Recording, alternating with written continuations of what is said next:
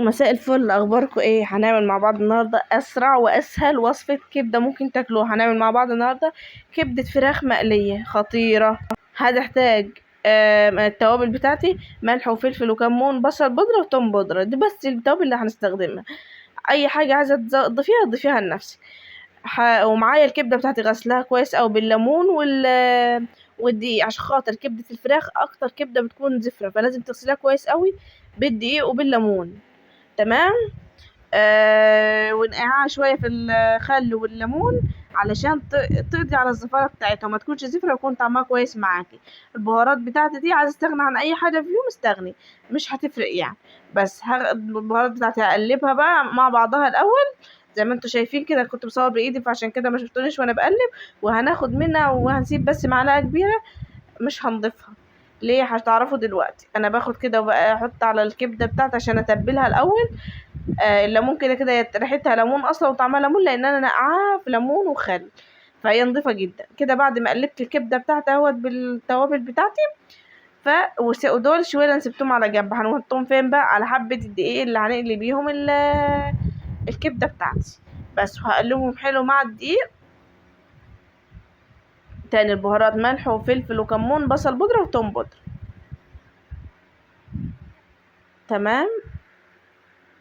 طريقه سهله جدا، طعمها لذيذ جدا وسريعه جدا جدا جدا. صدقيني طعمها تحفة، لو جربتيها مش هتبطلي تعمليها.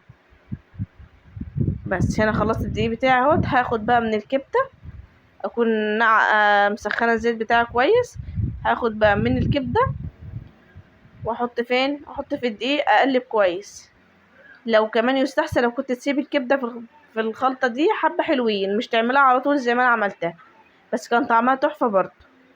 بس كانت لو كنت سبتها شوية كانت هيبقى الطعم بتاعها ايه احسن. دي كبدة بس من غير قانص.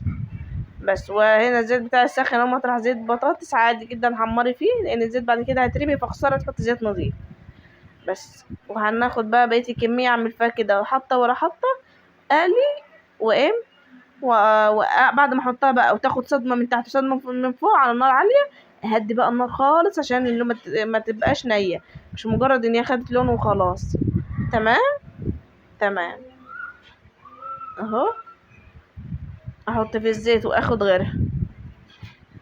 والله العظيم لو اقول لكم هي ما خدتش معايا وقت خالص وطعمها قد ايه جميل مش هتصدقوا. بس هنا خلصت اول طاسه عندي اهوت، الزيت سخن. هستنى بقى لما تاخد لون من تحت ومن فوق، وبعد كده هدي النار واسيبها تستوي. وده النتيجه. واو، طعمها بوقي دلوقتي وانا بمنتج الفيديو.